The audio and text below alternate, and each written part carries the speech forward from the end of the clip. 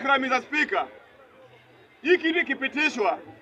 Kitu ya kwanza nadhani kama tutakuwa na freedom ya hii bunge kwanza. Ishapitishwa tayari. Freedom ya hii bunge itaenda. Itakuwa itafika ile mahali ukisema tu kitu kidogo hivi kama uizi support serikali utakujiwa. So hii cybercrime kwa hizo vitu zote yenye William Samoei Ruto alisign. Mimi hii ndio kitu naona itaniumiza kama mimi. Juu ikisainiwa ipitishwe niko sure hata 1 week siwezi maliza hapa nje. Nitakuwa huko ndani. So hii cybercrime William Samoei Ruto ukiipitisha, kitu ya kwanza pia jua wewe hautakuwa president milele. Kuna wenye wanatafuta hii president. Mtu ya kwanza ni Fred Matiang'i. Unadhani Matiang'i alikuwa president na hii cybercrime ipitishwe? Uko safe?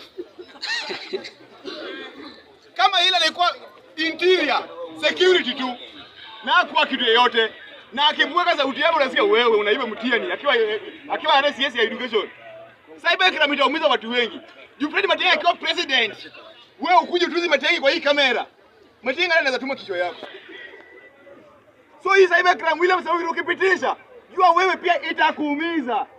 Hii kitu si hadi si peke yake itatumiza, wewe pia hiki inaweza kuumiza. So naomba wa Kenya, tafadhali usifurahishe kama vitu kama hizi zinapitishwa. Juu wewe mwenyewe pia uko hapo. Hii kitu itakuumiza. Hii freedom uko na simu yako, unashika simu ukishika video una post, utashtukia unakujiwa hadi mali huko. So kwa hizo